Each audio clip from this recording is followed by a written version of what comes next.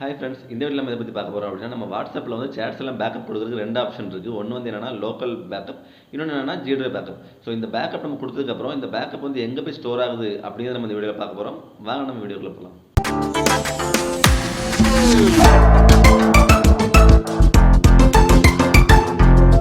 So first வந்து local backup எப்படின்னு பார்த்துடலாம். இப்போ வந்து நீங்கள் ஃபைல் மேனேஜர் ஓப்பன் பண்ணுங்கள். ஓப்பன் பண்ணிவிட்டு உள்ளே வந்து வாட்ஸ்அப்னு ஒரு ஃபோல்டர் இருக்கும். இந்த வாட்ஸ்அப் ஃபோல்டர் ஓப்பன் பண்ணிங்கன்னா உள்ள வந்து டேட்டா பேசஸ்னு ஒரு ஃபோல்டர் இருக்கும். அதில் பார்த்தீங்கன்னா ஒரு 7 ஃபைல்ஸ் இருக்கும். இந்த 7 ஃபைல் தான் நமக்கு இன்னையிலேருந்து லாஸ்ட் 7 டேஸ் உள்ள பேக்கப் எல்லாம் இருக்குது. ஸோ இதுதான் நமக்கு வந்து லோக்கல் பேக்கப். ஒருவேளை நீங்கள் வந்து வாட்ஸ்அப் அன்இன்ஸ்டால் பண்ணிங்கன்னா இந்த பேக்கப் யூஸ் பண்ணி நீங்கள் வந்து எல்லா மெசேஜும் நீங்கள் ரிட்ரைவ் பண்ணிக்கலாம். ரெண்டாவது என்ன அப்படின்னா GDrive பேக்கப். இந்த GDrive பேக்கப் அப்படிங்கிறது நீங்கள் வந்து மொபைலில் டிரைவ் அப்படின்னு ஒரு அப்ளிகேஷன் இருக்கும்.